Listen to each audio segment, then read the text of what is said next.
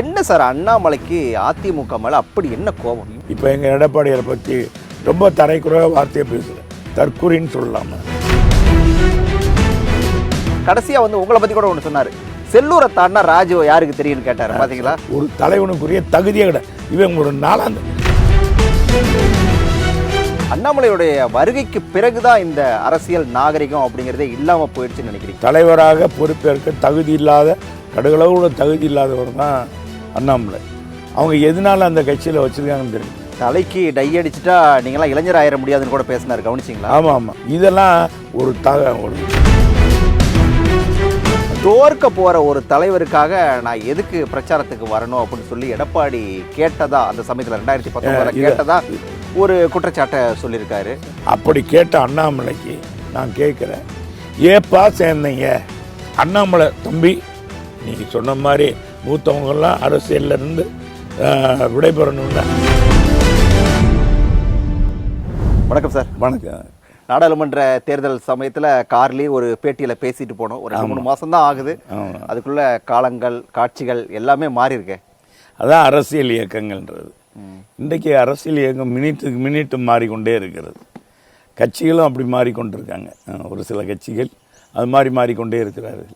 அந்த சமயத்தில் நம்ம பேட்டியில் ஒரு 2-3 மாதத்துக்கு முன்னாடி கூட பாஜகவை வந்து கடுமையாக விமர்சனம் பண்ணி தான் அப்பயும் பேசுனீங்க. ஆனால் அப்போ இருந்த வேகத்துக்கும் இப்போ இருக்கிற வேகத்துக்கும் அப்படியே ஒரு ட்ரிபிள் மடங்காகி அதிகமாக நிற்குது.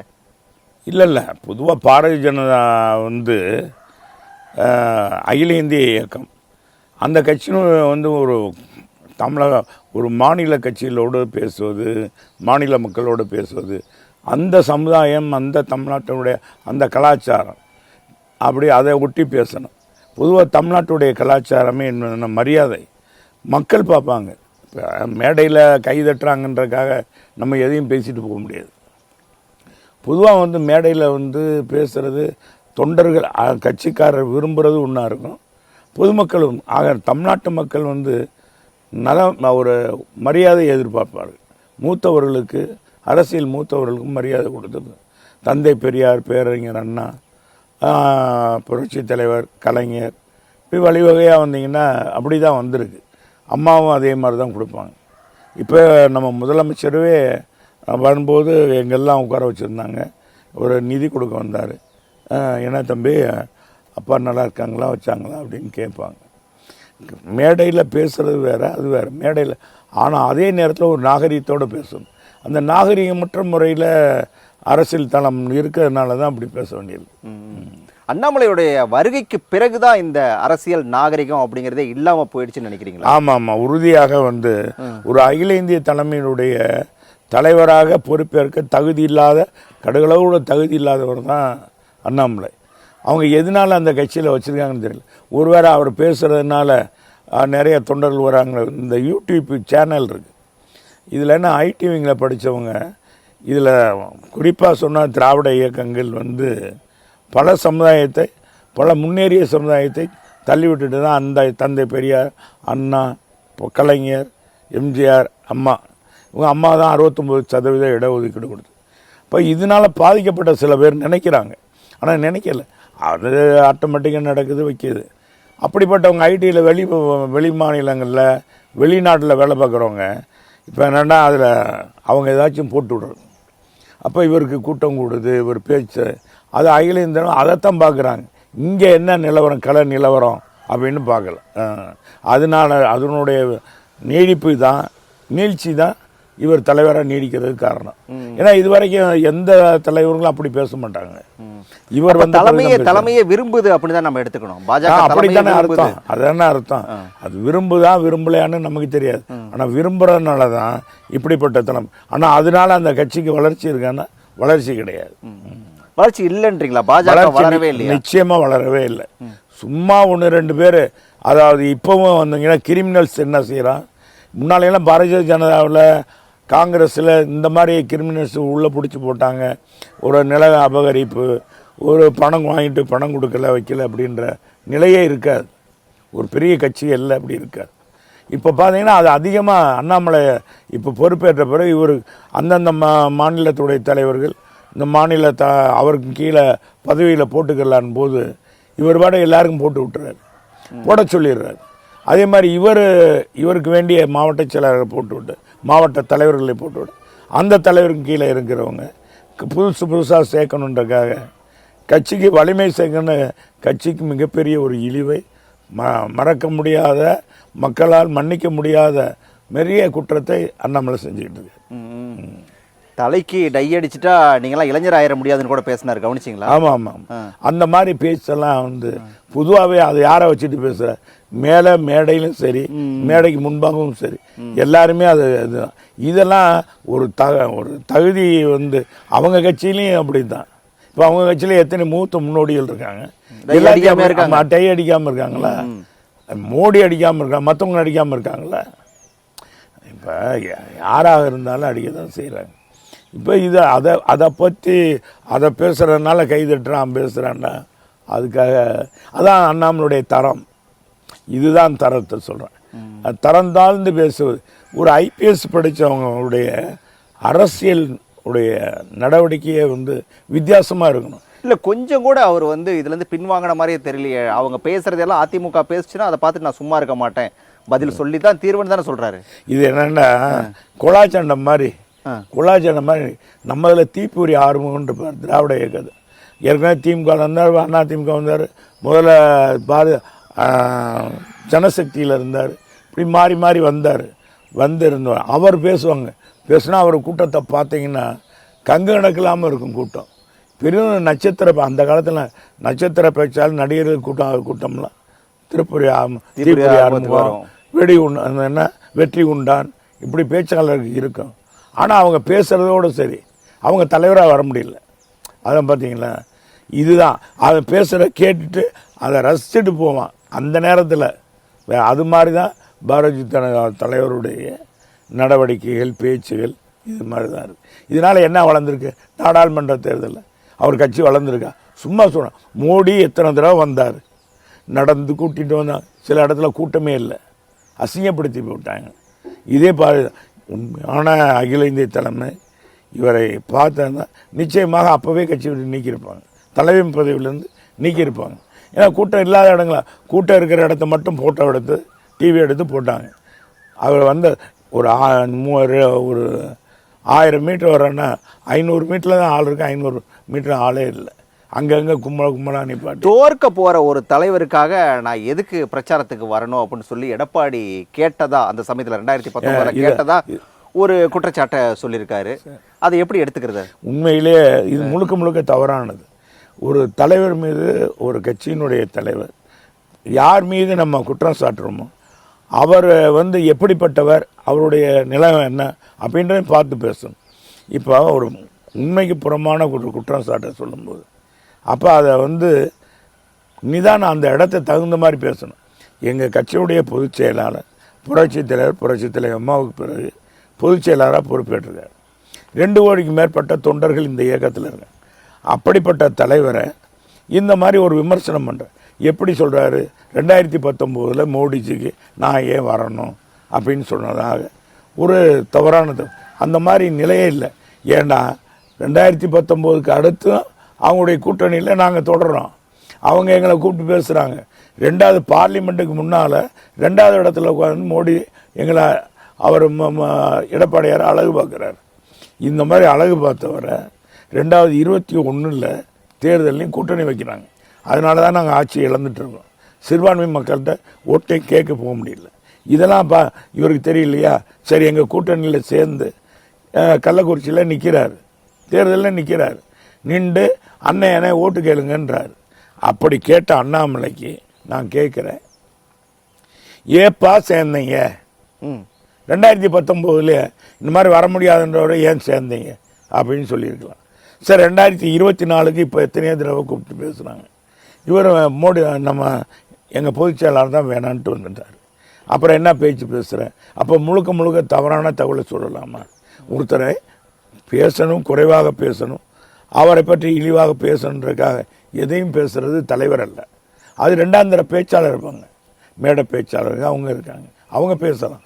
கூவத்தூர் விவகாரம், அதை வந்து எம்எல்ஏக்களை வந்து விலைக்கு வாங்கி வச்சுருந்தாரு, மாத சம்பளத்தை கொடுத்து வச்சுருந்தாரு அப்படிங்கிற வரைக்கும் போயிட்டார், இறங்கிட்டார். ஆமாம். இப்போ இதை பற்றி பேசி எத்தனையோ நீங்களும் பேசியிருக்கீங்க, எத்தனையோ பேர் பேசி இன்னைக்கு எத்தனை வருஷம் என்ன 8 வருஷம் ஆப்போம். 8 வருஷம் ஆப்போம். 8 வருஷம் இன்னும் நடந்துச்சுன்னு சொன்னோம். அங்கே அப்படியே ஒன்றும் கிடையாது. யாரும் கட்டி போட முடியாது. எம்எல்ஏக்கள் மீறி எத்தனை பேர் அங்கேருந்து வந்தாங்க, ஓபிஎஸில் போனாங்க, அங்கிட்டு இருக்கவங்க இங்கே வந்தாங்க. இதெல்லாம் நடைமுறை. இது சும்மா தேவையில்லாமல் கூவத்தூர்னு சொல்கிறோம்.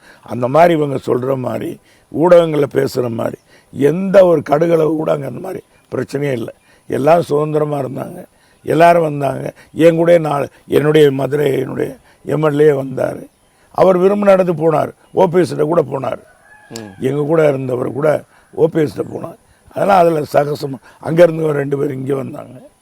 இதெல்லாம் அது யாருக்கு எம்எல்ஏக்கெல்லாம் அப்படி அடக்கி ஒடுக்கி வைக்க முடியாது. 2வது ஓட்டு போட வரும்போது அவங்கள மாற்ற முடியுமா? அதெல்லாம் கிடையாது. என்ன சார் அண்ணாமலைக்கு அதிமுக மேலே அப்படி என்ன கோபம்? இவ்வளோ விமர்சனத்தில் இறங்கினதுக்கு என்ன காரணம்? முழுக்க சொல்லணும்னா அண்ணாமலையுடைய இது சொன்னால், அண்ணாமலைக்கு திராவிட இயக்கங்களை அழித்து விட்டு ஒரு அகில இந்திய பாரதிய ஜனதாவை இங்கே உட்கார வைக்கணும்னு நினைக்கிறேன். பாரதிய ஜனதாவை தமிழ்நாட்டினுடைய தலைமை பொறுப்புக்கு வச்சுக்கணும். அது இவர் நினைச்ச முடியுமா? இதை நான் கம்பெனியாப்பா, தமிழ்நாட்டு மக்கள் தமிழ் கம்பெனியா? இது மக்கள் நினைக்கணும். மக்கள் நினைச்சுன்னு இந்த இயக்கங்கள் வேண்டாம், இவங்க பாரதிய ஜனதா வேணுண்டு அவங்க நினைச்சா தான் முடியும். இவரா நினைக்கிறார். இப்படி வஞ்சா இப்படி திட்டுனா நம்மளை திட்டுவாங்க, திட்டிட்டு இப்போ போகும்போது ஏன் இந்த வார்த்தையெல்லாம் இப்போ எங்கள் எடப்பாடியாரை பற்றி ரொம்ப தரைக்குறையாக வார்த்தையை பேசுகிறேன். தற்கொலைன்னு சொல்லலாமா? இந்த மாதிரி தவழ்ந்து போய் பதவி வாங்கினார்னா சொல்லலாமா? சொல்லிட்டு வெளிநாட்டுக்கு போகிறார். அவர் என்ன சொல்கிறார்? அவருடைய நினைப்பு என்னன்னா, நம்மளை பற்றியே தமிழ்நாடு பேசி கொண்டிருக்கணும், நம்ம பேரை பேசணும், பாரதிய ஜனதா பற்றி பேசணும், பாரதிய ஜனதா ஆட்சியை பற்றி பேசணும்னு அண்ணாமலைக்கு கடுகளவு கூட எண்ணம் கிடையாது. அண்ணாமலை தலைவர், அவரை இந்த மாதிரி இழிவாக பேசணும் அப்படின்னு எண்ணம் தான் அவருக்கு முழுக்கும். அந்த எண்ணத்தில் தான் படிக்க போகிறதுக்கு முன்னாக கூட கடைசி மீட்டிங்கில் கூட புத்தக வெளியீட்டில் போய் அரசியல் பேசலாமா? நான் பேசின கருத்துலேருந்து எந்த சூழலையும் பின்வாங்க மாட்டேன். நானும் படித்தேன். நீ பின்வாங்கவே வேண்டாம்ப்பா. இன்னும் அந்த பாரதிய ஜனதா இருக்கிறதும் தொண்டர்கள் பழைய ஆளுகள்லாம் இப்போ யாருமே பேசுறதில்லை. இப்போ தமிழிசை சவுந்தரராஜன் ஒரு மிக பாரம்பரிய குடும்பம், குமரி ஆனந்தனுடைய அவங்க அவர் காங்கிரஸ் பேரியக்கத்தில் பெருந்தலைவர், இன்றைக்கே இருக்கார், முதுபெரும் தலைவர், தமிழாய்ந்த தலைவர். அவருடைய மகன் அவங்க டாக்டர். அவங்க என்ன சொல்கிறாங்க? யாரை பேசினாலும் தலைவர்களை பற்றி பேசும்போது பார்த்து பேசணும், நிதானமாக பேசணும், மரியாதை கொடுத்து பேசணும்னு சொல்கிறாங்க. அப்படி அவங்க சொல்லியும் கூட அதுக்கு அடுத்து அன்னைக்கே மீட்டிங்கில் இந்த மாதிரி பேசிட்டு போனால் அவருடைய தராதாரம் என்னன்றதை, அண்ணாமலை தராதாரம் என்ற நான் பேச வேண்டாம், இந்த ஊடகத்தின் மூலமாக சன் டிவி மூலமாக கேட்குற மக்கள் புரிந்து கொள்வாங்க. யார் இப்போ அண்ணாமலையோட விமர்சன பட்டியலில் அதிகமாக இடம்பெறது நீங்கள், ஜெயக்குமார், அதே போல் நம்ம ஆர்பி உதயகுமார், எடப்பாடி, இவங்களை பற்றி தான் சுற்றி பேசிகிட்டே இருக்காரு.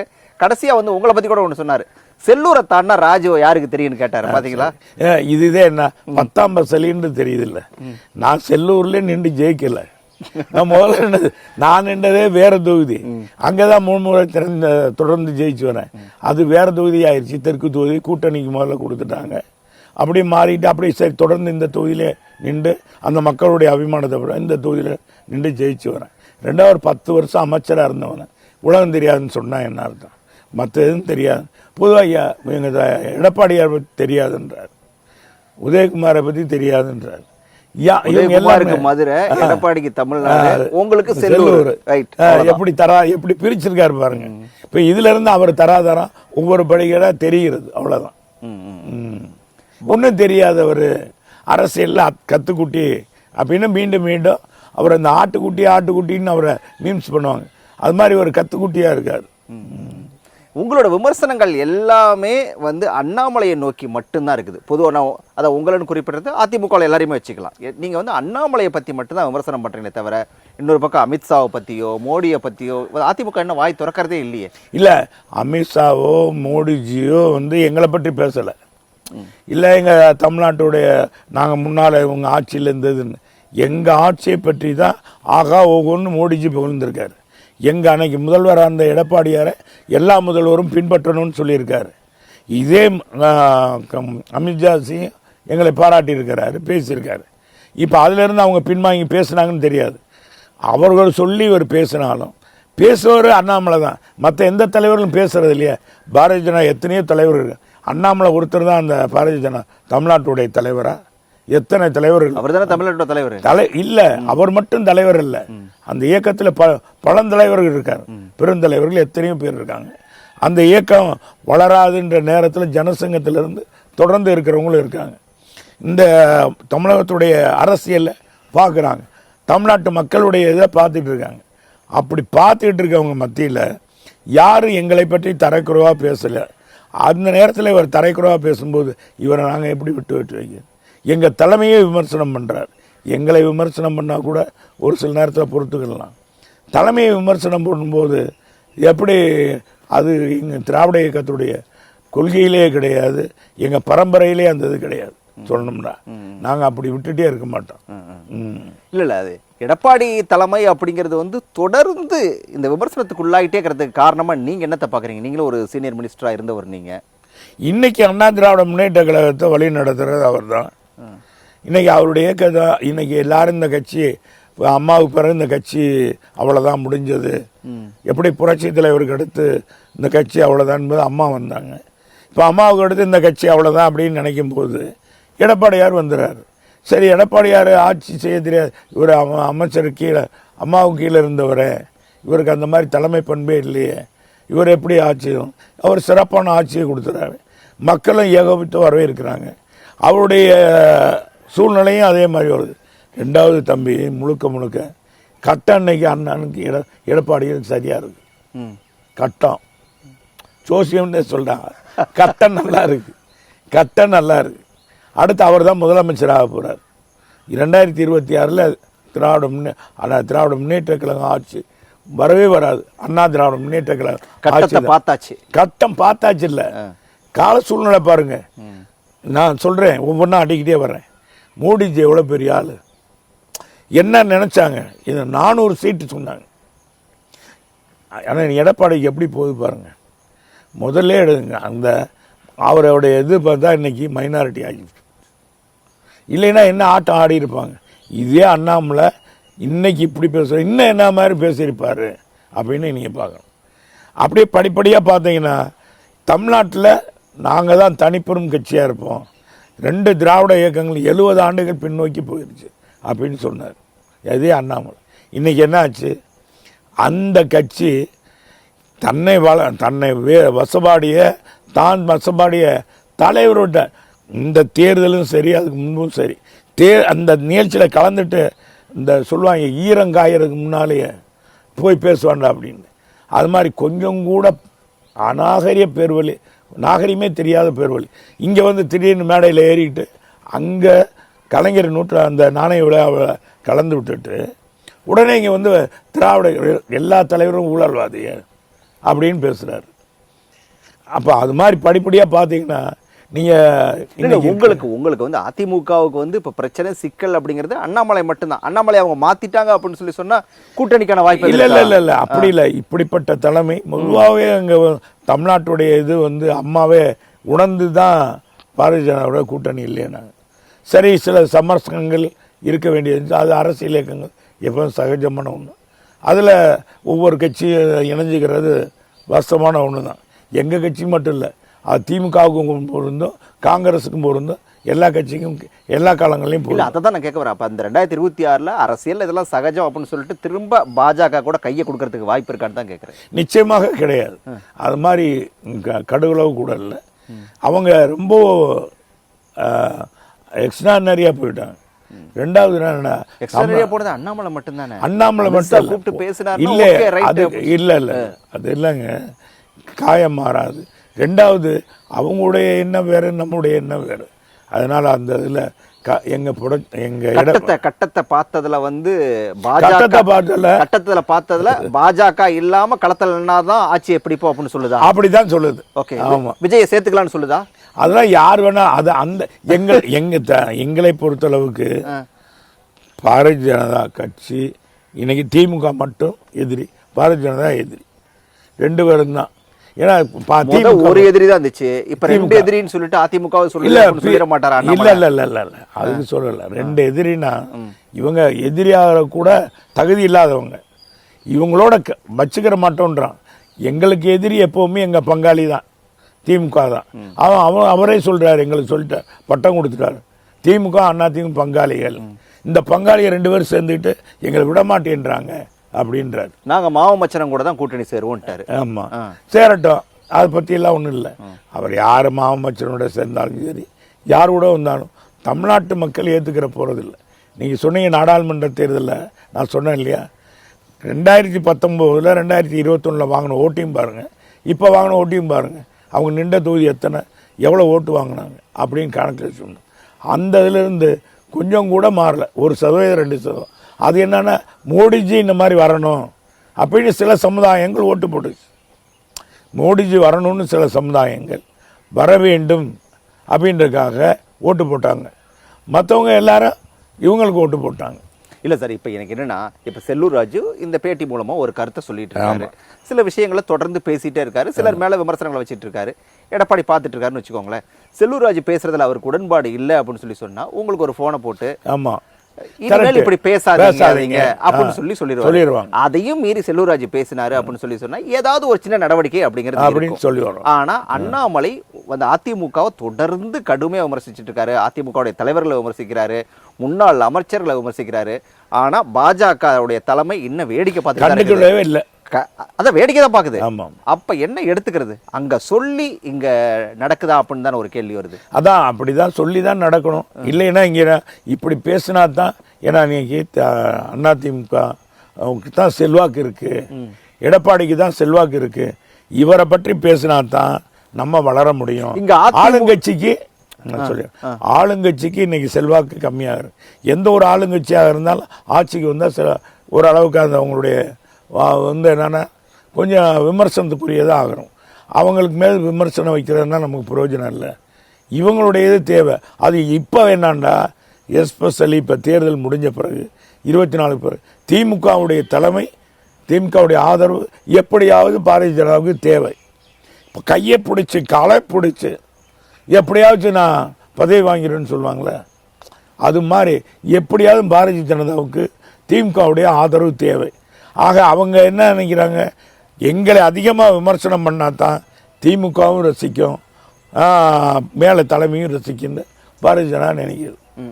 இன்னொரு பார்வையை கூட முன் வைக்கிறாங்க. அதாவது அதிமுகவுடைய தலைமை கொஞ்சம் இங்கே தமிழ்நாட்டில் வீக்காக இருக்கிறதுனால அதிமுக தொண்டர்களை வந்து தங்கள் பக்கம் இழுக்கிறதுக்காக தான் அண்ணாமலை இப்படியான விஷயங்களை தொடர்ந்து பேசிட்டு இருக்காரு அப்படிங்கிற ஒரு பேச்சும் பரவலாக இருக்குது. தம்பி, வீக்காக இருக்கிறாங்கன்னு வச்சுங்க, இப்போ எனக்கு செல்வாக்கு இருக்கோ இல்லையோ, எனக்கு 4 பேர் இப்போ அவர் சொன்ன மாதிரி செல்லூருக்கு மட்டும் எனக்கு தெரிஞ்சுன்னு வச்சுங்க, செல்லூருக்கு மட்டும் என்ன செல்லூர் ராஜு தெரியுதுண்ணா, என்னை வந்து பேட்டி எடுக்க வருவீங்களா?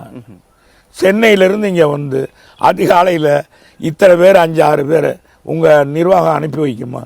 ஏன் அவனுக்கே செல்லூரை விட்டால் தெரியாது, அந்தால பேட்டி எடுக்கிறதுனா இதுதான் பிரயோஜனம் சொல்லுவாங்களா? சொல்ல மாட்டாங்க. அதாவது மாதிரி செல்லூர் ராஜுக்கு செல்வாக்கு இல்லைன்னு சொல்லிட்டு நான் எந்த இடத்துலையும் எப்பயும் சொல்லவே இல்லை. அண்ணாமலை தான் சொல்லி அவர் சொல்றாரு, பொதுவா ஒரு கருத்துக்காக சொல்றேன். அப்படின்னா அந்த மாதிரி இருக்குன்னா செல்வாக்குள்ள தலைவர் செல்வாக்கு இல்லைன்னா அதிமுக எடப்பாடியார் செல்வாக்கு இல்லை, மக்கள் விரும்பலைன்னா இது எதுக்கு அண்ணாமலை போய் திட்டுவாரு? செல்வாக்கு இருக்கிறது அவங்களுக்கு உளவு பிரிவு போய் சொல்லுது, மத்திய உளவு பிரிவு போய் சொல்லுது.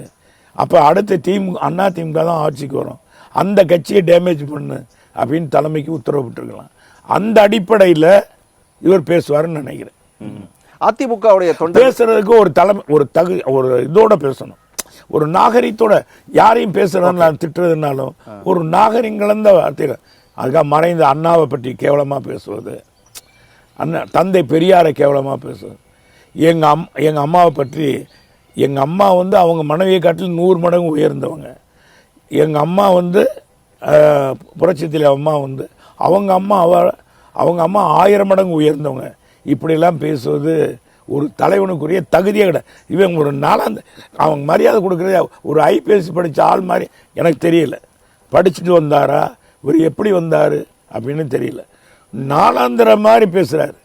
ஒரு காவல்துறை அதிகாரிக்கு கோபம் இருக்கும், அது ஏன்னா ஒரு 2 வருஷம் 3 வருஷம் இருக்கும். அப்புறம் அரசியலில் வந்துட்டால் மக்களை சந்திக்க பொது வாழ்க்கையோடு இணைந்துருவாங்க.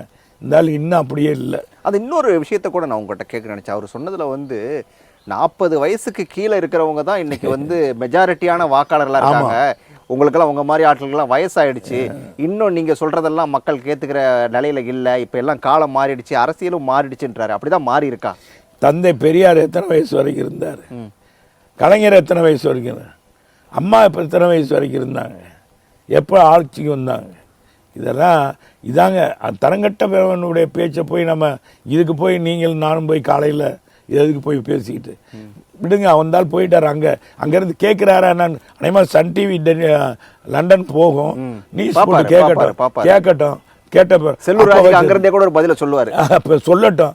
நான் என்ன சொல்கிறேன், இதே பெண்ணிக்கு வந்து சமாதி சரியில்லை, அவருடைய நினைவுடன் சரியில்லை, அங்கேருந்து சொன்ன பிறகு அந்த சிலைக்கெல்லாம் இந்த அரசு வந்து இது செய்யலை அப்படின்னு நாங்கள் போய் பார்த்துட்டு சொன்னதுனால தான், என்னை கூட்டிகிட்டு போய் தமிழர்கள் கொண்டு போய் காமிச்சதுனால தான் நம்ம நிதியே கொடுத்தாங்க. தமிழக அரசு நம்ம முதலமைச்சருக்கு தெரியாமல் இருந்துச்சு, அப்புறம் நிதியை கொடுத்துட்டார். அதே மாதிரி அங்கே போகிற அண்ணாமலை, இதுக்கு முன்னே அண்ணாமலை எனக்கு முன்னால் போயிருக்காப்புல, அதே அந்த பெண்ணிக்கு சமாதிக்கு போயிருக்கார், அவர் சர்ச்சுக்கு போயிருக்கார். அதனால இந்த வாய் திறந்தாரா? அதுதாங்க அரசியல், அதுதான் அரசியல் நாகரிகம். அங்கே போய் என்ன இந்த இவர் யார்? ஒரு ஆங்கிலேயனுக்கு இருந்த ஒரு இரக்க குணம் இன்னைக்கு அவருடைய இரக்க சிந்தனையினால 5 மாவட்ட விவசாய மக்களும் இன்னைக்கு குடிநீரும் விவசாயம் பண்ணுறோம். அப்படிப்பட்ட சமாதிக்கு போனவன் போயிட்டு சும்மா வந்துட்டீங்க, ஒரு பேட்டி கொடுத்துருக்கலாம்ல. இந்த மாதிரி எனக்கு இது சொன்ன தமிழர்கள் அவர்கிட்டையும் சொல்லியிருப்பாங்கள்ல, சொன்னையா?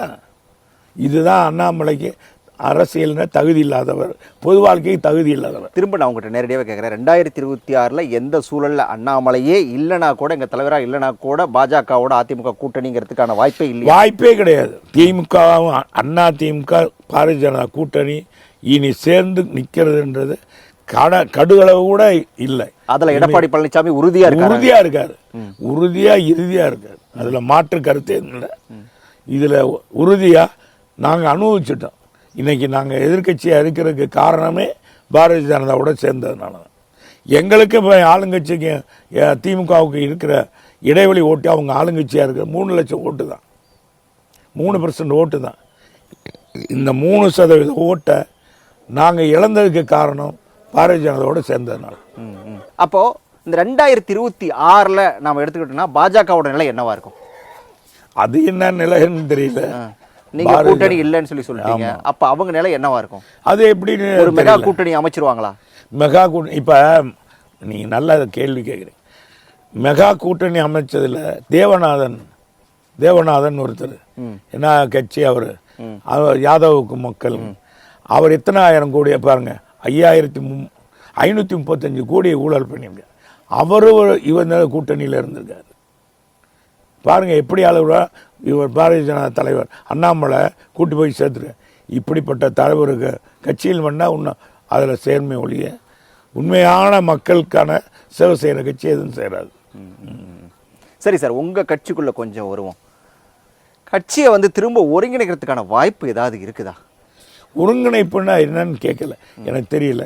கட்சியெல்லாம் இதாக தான் இருக்கு. 3 பேர் பிரிஞ்சு போன 3 பேர் தனித்தனி அணிகளாக பிரிஞ்சு இன்னைக்கு நிற்கிறாங்க. யாருன்னு உங்களுக்கே தெரியும். டிடிவி ஒரு பக்கம் அவர் தனியாக ஒரு கட்சி நடத்திட்டு இருக்காரு. சரி, அவர் கூட விடுங்க, தனி கட்சி ஆரம்பிச்சிட்டாரு. இந்த பக்கம் முன்னாள் முதலமைச்சர் ஓ பன்னீர்செல்வம் ஒரு பக்கம் இருக்காரு, சசிகலா ஒரு பக்கம் இருக்காங்க, நான் தான் பொதுச் செயலாளர் சொல்லிட்டு அவங்க ஒரு பக்கம் இருக்காங்க. இவங்களை ஏதாவது சேர்க்கறதுக்கு வாய்ப்பு இருக்கா? இது இப்போ கட்சியில் தொண்டர்கள் எல்லாம் ஒன்றாயிட்டாங்க. எல்லாம் பொதுவாகவே அதிமுக ஒரு வித்தியாசமான இயக்கம். இந்த இயக்கங்கள் என்ன, இந்த இயக்கம் அப்படின்னா கட்சி கொடி, கட்சி சின்னம், தலைமை எங்கே இருக்கோ அதுதான் கட்சின்னு ஏற்றுக்குருவாங்க தொண்டர்கள். இன்னைக்கு அப்படியான எடப்பாடியாரை ஏற்றுக்கிட்டாங்க. அதை காட்டிலும் அதிகமான இன்னைக்கு கழக தொண்டர்கள் சேர்ந்துருக்காங்க, புதிய உறுப்பினர்களாக சேர்ந்துருக்காங்க. 2 கோடிக்கு மேற்பட்ட தொண்டர்கள் இவர் கழக பொதுச் செயலாளர் பொறுப்பேற்ற பிறகு சேர்ந்துருக்காங்க. சேர்ந்து இன்னைக்கு உறுப்பினராக இருக்காங்க.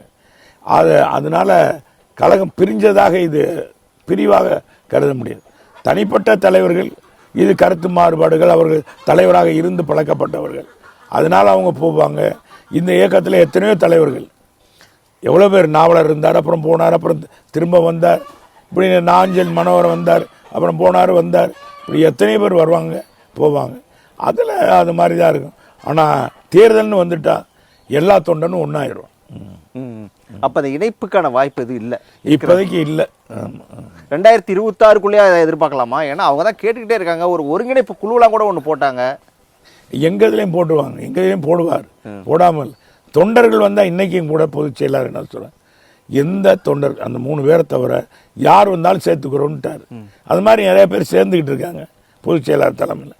சேர சேர்த்துக்குருவாங்க. சரி, அது வந்து பொதுச் செயலாளரோட கருத்தாக இருக்குது. யார் வேணாலும் வாங்க, அந்த 3 பேரை தவிர யார் வேணாலும் வாங்கன்னு சொல்லிட்டு. உங்கள் பர்சனலாக நான் உங்கள்கிட்ட கேட்குறேன், சசிகலாவையும் பன்னீர் சேர்த்துக்கலாமா? உங்கள் கருத்து பொதுவாக வந்துங்க, தலைமையின் வழியோ வழி தான் எங்களுடைய வழி. தலைமை என்ன முடிவு எடுக்குதோ அந்த வழியில் தான். தனிப்பட்ட ராஜுக்கு வந்து தனிப்பட்டது வந்து என்பது அது தனிப்பட்ட வெளியே. ஆனால் பொதுவாக வந்து இன்னைக்கு கட்சி எது நல்லது, கட்சிக்கு எது நல்லது, தலைமைக்கு எது நல்லது அப்படின்னு தலைமை என்ன சொல்லுதோ அதை நோக்கி தான் பயணிக்கணுமே ஒழிய என்னுடைய தனிப்பட்ட குறை ஒவ்வொருத்தருடைய. இப்போ தம்பிக்கு என்ன தனிப்பட்ட மாறுபாடு அது இருக்கும். அது கருத்து மாறுபாடு இருக்கு. இல்லை இப்போ கூட வந்தப்போ கூட சொன்னீங்க, நைட்டு வந்து பணத்தோட்டம் படம் பார்த்துட்டு இருந்தேன், ஃபுல் படம் அப்படின்னு சொல்லிட்டு. அந்த மாதிரி நைட் ரொம்ப லேட்டெல்லாம் தூங்குறீங்க. அப்படியே அந்த படத்துல பாருங்க, தலைவர் படம் எத்தனை ஒரு 55 வருஷத்துக்கு முன்னால் வந்த படங்க. அதுலேயே இதை காமிக்கிறாங்க, சென்சாரை காமிக்கிறார். இவர் போகும்போது ஒரு பொம்மை கத்துறாரு, கேன்னு.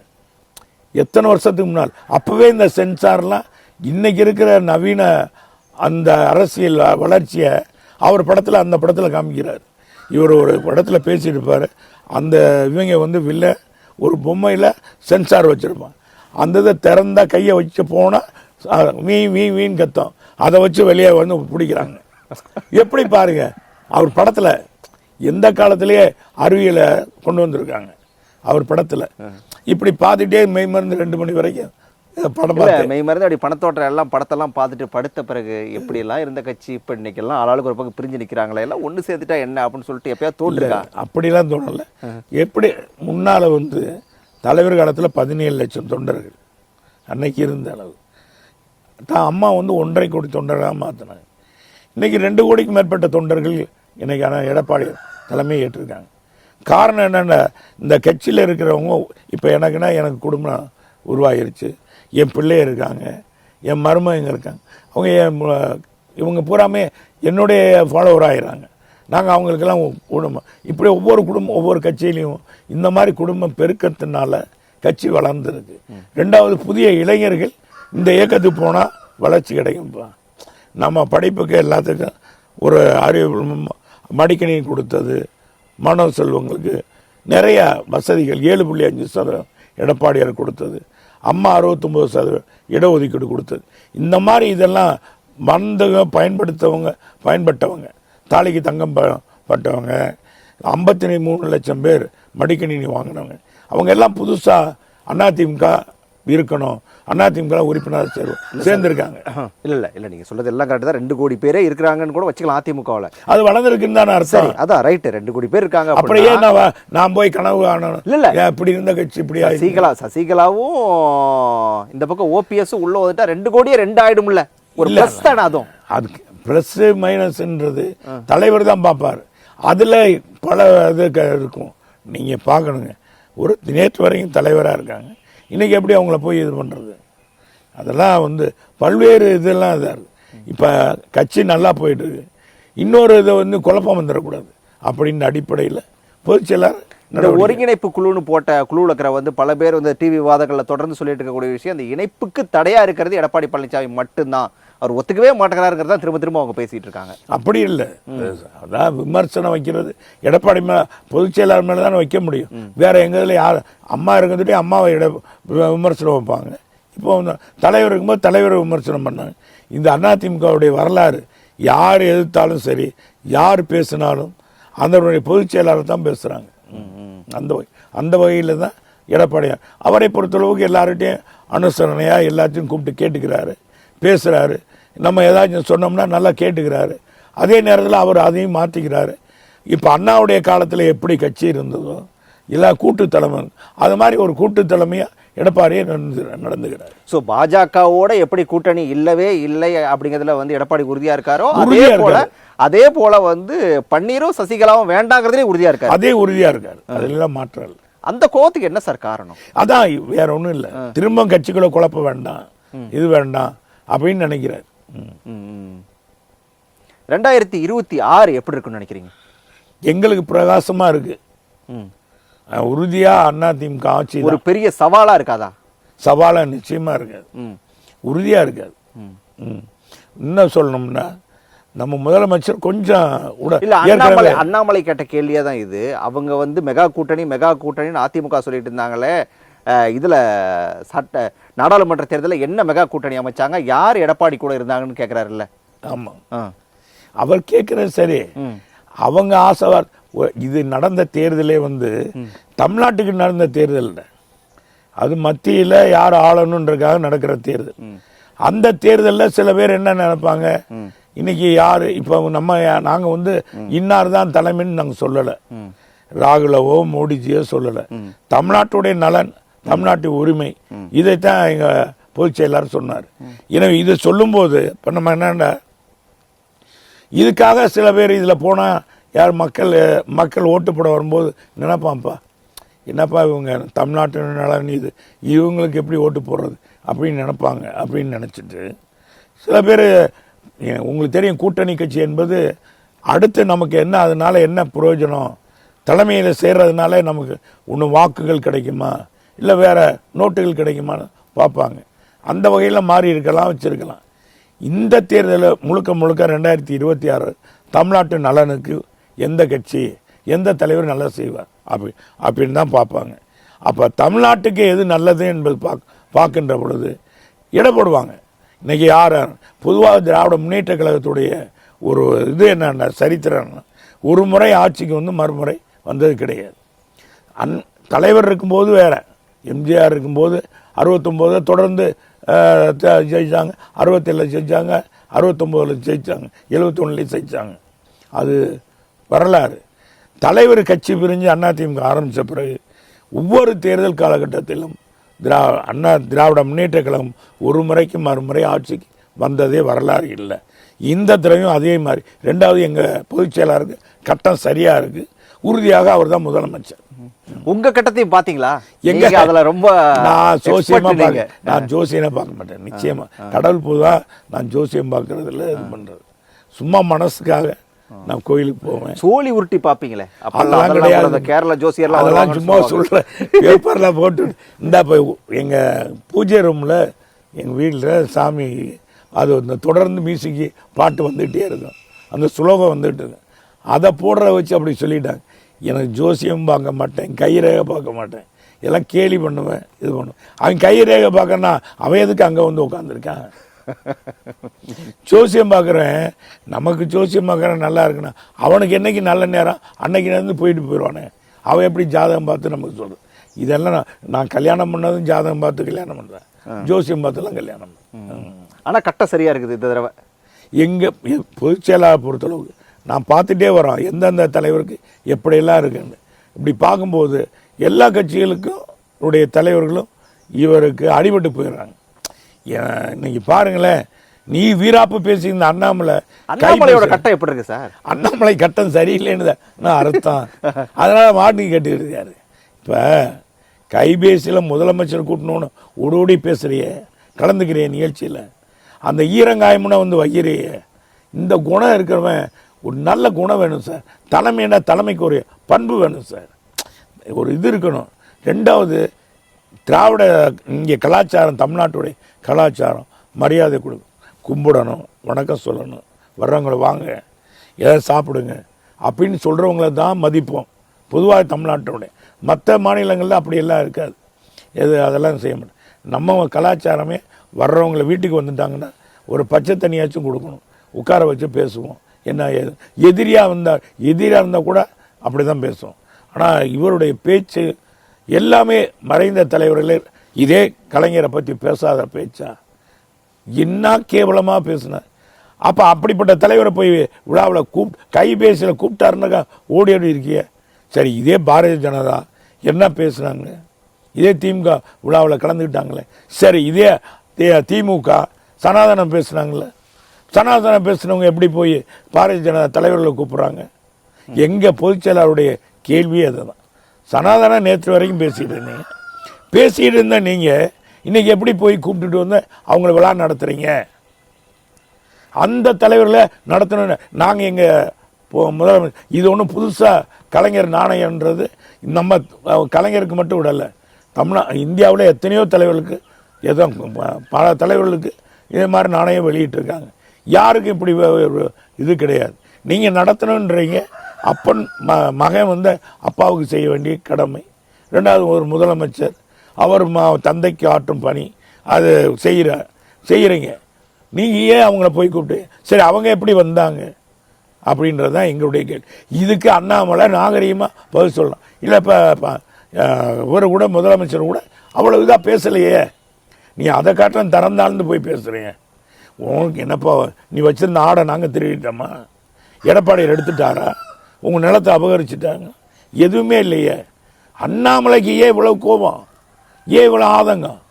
நாங்கள் 2024 கூட்டணி வைக்கிறது சிச்சி இந்த வேண்டாம் இவங்க வேண்டாம் அப்படின்ட்டு நாங்கள் வந்ததுனால தான், எடப்பாடியார் வந்ததுனால தான் இந்த கோபம். கொங்குக்கு யார் அத்தாரிட்டி அப்படிங்கிறதுல வந்த கோபமா அப்படின்னு ஒரு கேள்வி வருது. கொங்குக்கு அத்தாரிட்டிலாம் இவர் என்னங்க சுற்றி தேர்தல் எத்தனையோ தலைவர் சிபி ராதாகிருஷ்ணன் இருக்கார், இதில் அதில் இருக்கார், இன்னைக்கு கவர்னராக இருக்கார். அவரெல்லாம் இந்த பாரதிய ஜனதா என்ன எப்படி வளர்த்தவர் இருந்ததில்லை. அதே மாதிரி எத்தனையோ தலைவர் இருக்காங்க. இவர் கர்நாடகத்தில் வேலை பார்த்துட்டு இருந்தோம். திடீர்னு ஐபிஎஸ் நான் ரிசைன் பண்ணுறேன்னு சொல்லிட்டு பாரதிய ஜனதா போய் சேர்றாரு. ஒரு இளைஞரை போடணும்னு ஏதோ ஒரு வழியில் வந்துட்டார். யாரை பிடிச்சி வந்தார் என்னன்னு எங்களுக்கு தெரியும். ஆனால் வந்தவர் ஒரு ஐபிஎஸ் படித்த அரசியல் ஒரு படித்தவங்க வந்து அரசியல் பண்ணுறவங்க வந்து ஒரு வித்தியாசமான முறையில் போகணும். வித்தியாசமாக பண்ணார். அதனால தான் வித்தியாசமாக போறேன்னு தான் அவரும் சொல்றாரு. அந்த வித்தியாசமாக போகிறதுல தான் எப்படி அடிமை ரொம்ப மோசமாக போகிறாரு. ரொம்ப தரந்தாழ்ந்து பேசினா தான் மக்கள் ஏற்றுக்குருவாங்க, தொண்டர்கள் கைதட்டுறாங்க. இந்த கைதட்டுறதுக்கே ரெண்டாவது இவர் வந்த பிறகு தாங்க பாரதிய ஜனதாவில் ரொம்ப கிரிமினல்ஸ்லாம் வந்துட்டான். கட்ட பஞ்சாயத்து ரொம்ப அந்த மோசடி பேர் வழியெல்லாம் அதில் பதவியில் இருக்கான். இன்றைக்கி பத்திரிகையை திறந்தீங்கன்னா பாருங்கள் எத்தனை பேர், எத்தனை பத்திரிகை பாரதிய ஜனதா. இங்கே ஒரு கைது, இங்கே மோசடி கைது. இப்போ தேவநாதனை கைது பண்ணி நேற்று வரைக்கும் ஜாமீன் 7 நாள் வழக்கு எடுக்கிறேன். அவருக்கு ஓட்டு கேட்டார் மோடிஜி. இவர் போய் சொல்லியிருக்கார். எப்படி பாருங்கள். ஆக அந்த கட்சி அதனுடைய தலைவர் எவ்வளியோ அவ்வளி தான் அந்த மாநில அதிமுக தலைவர்களை நான் விமர்சனம் செஞ்சதை எந்த விதத்திலையும் பின்வாங்க மாட்டேன் அப்படின்னு சொல்லிட்டு இன்னைக்கு லண்டனில் உட்காந்துட்டு இருக்கிற அண்ணாமலை நிச்சயமாக இந்த பேட்டியை பார்த்துட்டு தான் இருப்பார். என்ன சொல்கிறீங்க அண்ணாமலைக்கு? அண்ணாமலை தம்பி, நீங்கள் சொன்ன மாதிரி மூத்தவங்கெல்லாம் அரசியலிருந்து விடைபெறணுன்னா நீங்கள் உங்களை மாதிரி ஆளுங்க தரந்தாழ்ந்து பேசாதீங்க. நல்லதை படிச்சுட்டு வாங்க. இந்த தமிழ்நாட்டுடைய கலாச்சாரத்தை முதல்ல தெரிஞ்சுட்டு வாங்க. இன்றைக்கி அங்கே போயிருக்கீங்க, லண்டனுக்கு போயிருக்கீங்க. லண்டனில் பாருங்கள் மூத்தவங்களுக்கு எவ்வளோ தூரம் மரியாதை கொடுக்குறாங்க, எப்படி பேசுகிறாங்க, அவங்களை எப்படி நடத்துகிறாங்கன்றதை பாரு. ரெண்டாவது என்னென்னா, இனிமேல் அரசியல் பேசணும் தமிழ்நாட்டு மக்கள் எந்த காலத்துலையும் சரி, இப்போ இல்லை எப்போவுமே நல்ல அரசியல்வாதியாக அவங்க தேர்ந்தெடுக்கிறது அவருடைய பேச்சாற்றல், அவருடைய நடைமுறை, அதை வச்சு தான் மக்கள் ஏற்றுக்கொள்வார்கள். அதை விட்டு ஒன்று எடுத்துக்கிறோம். எத்தனையோ சினிமா நடிகர்கள் சினிமாவில் வளம் வந்திருந்தாலும், எத்தனையோ நடிகைகள் சினிமாவில் வளம் வந்தாலும், ஒரு எம்ஜிஆர் ஒரு புரட்சி தலைவி அம்மா தான். அதை ஏற்றுக்கிட்டாங்க. காரணம் அவங்களுடைய வாழ்க்கை, அவங்களுடைய செயல்முறை, செயல்பாடு. இதுதான் பாப்பா. நீ அறிவுபூர்வமான செஞ்சால் ஏற்றுக்கொள்வார்கள். அது இல்லாவிட்டால் அண்ணாமலை இல்லை, எத்தனை அண்ணாமலை வந்தாலும் பாரதிய ஜனதா தமிழ்நாட்டில் ஏற்றுக்கிறாரு. இனியாவது படித்து நல்லதாக படிச்சுட்டு லண்டனில் ரிட்டர்ன் வரும்போது நல்ல புத்தியோடு வரணும்னு கேட்டுக்கிறேன். கடைசியாக அதிமுகவை மீட்டே தீர்வுன்னு சொல்லிட்டு புரட்சி பயணம் போயிட்டு இருக்கிற சசிகலாவுக்கு என்ன சொல்ல விரும்புகிறீங்க? நிச்சயமாக அது அவங்க அன்னை ஜானகி அம்மா மாதிரி கொஞ்சம் அவங்க அதிமுகவுடைய வளர்ச்சியை பார்த்துட்டு இப்போ போகிற மாவட்டங்களில் கூட அதிமுக வளர்ச்சி அவங்களுக்கு தெரியும். கூட்டம் வருது போல இருக்குது, கொஞ்சம் கூட்டம் வருது போல இருக்குது போராட்டங்கள்லாம். அது யாருக்கும் நம்ம தமிழ்நாட்டில் எல்லாரும் பார்க்க வருவாங்க, எல்லாரையும் பார்க்க வருவாங்க. நீங்கள் தவக்கலைக்கு கூட கூட்டம் கூடும், குட்டமணி கூட கூட்டம் வரும். அது இல்லை, சசிகலாவை நீங்கள் என்னமோ ரொம்ப குறைச்சி மதிப்பிடுறீங்களோன்னு எனக்கு தோணுது. நான் அந்த மாதிரி அவங்க எங்கள் அம்மாவோட பழகினவங்க, 40 ஆண்டு காலம் சிநேகிதியாக இருந்தவங்க. அப்படிப்பட்டவங்களை தரைக்குறைவாக எந்த காலத்தில் எனக்கும் ஒரு சகோதரி, எனக்கு ஒரு அன்னை மாதிரி எங்கள் அம்மாவுக்கு அடுத்த இடத்துல நாங்கள் வச்சு பார்த்தவங்க. அதனால் அவங்கள அந்த மாதிரி கிடையாது. கூட்டம் கூடுறதுன்னு யாருக்கு வேணாலும் பொதுவாக கூட்டம் கூடும். யாருக்குமே கூட்டம் கூடுறத வச்சு ஓட்டு கலைஞரே பல முறை சொல்லுங்க, நான் பேசுகிற கேட்குறதுக்கு இவ்வளோ கூட்டம் கூடுறேன், ஓட்டை மட்டும் எம்ஜிஆர் போட்டுறீங்க அப்படின்னு சொல்லுவார். அதனால் கூட்டத்தை வச்சு நம்பக்கூடாது. மக்கள் இன்றைக்கி இருக்கிற கருத்துக்களை அறிந்து அம்மா சின்னம்மா அதிலிருந்து கொஞ்சம் ஒதுங்கி இருக்குதா சின்னம்மாவுக்கு நல்லதுன்னு கேட்டுக்கிறோம். நீங்கள் எல்லாருமே மிஸ்டர் பணிவுன்னு சொன்ன அண்ணன் பன்னீர்செல்வத்துக்கு என்ன சொல்கிறீங்க? அவரும் அப்படி தான். அவரும் நாங்கள் எவ்வளோ தூரம் சொல்லியும் அவர் மீறி போயிட்டார். அண்ணே நீ உணர்ந்து, அண்ணே நீ பேசாமல், அவருக்கு எப்போவுமே இறைபக்தி அதிகம், சாமி பக்தி அதிகம். அதில் அவர் போய் நாட்டம் செஞ்சுட்டாரா நல்லது. பேசாமல் போய் அம்மா காலில் விழுந்து ஒரு வெங்காய நாயுடு காலில் விழுகலாமா? நமக்குன்னு ஒரு பண்பு இருக்குது, எங்களுக்குன்னு ஒரு அந்த இதெல்லாம் செய்யக்கூடாது. அது இந்த மாதிரி அவர் ரொம்ப பணிவாக போயிட்டார் என்பதை தெரிவிச்சுக்கிறேன். அதனால் அடுத்த அதிமுக ஆட்சி என்பது உறுதி. எடப்பாடியார் தலைமையில் முதலமைச்சர் 2026 நிச்சயமாக அதிமுக ஆட்சிக்கு வரும் என்பது மக்களை நாங்கள் இந்த கார்டு கொடுக்கணும். உறுப்பினர் கார்டெல்லாம் முன்னாலேலாம் பார்த்தீங்கன்னா எங்கள் ஆஃபீஸ்லேருந்து வாங்கிட்டு போகிறாங்க. இப்போ பொதுச்செயலாளர் சொல்லி பகுதி பகுதியாக கொடுங்க அப்படின்னா பகுதி பகுதியாக இப்போ என் தொண்டையெல்லாம் கட்டியிருக்கிறது தொடர்ந்து மீட்டிங்கில் பேசிட்டு வர்றதுனால தான் தொண்டையெல்லாம் கட்டியிருக்கு.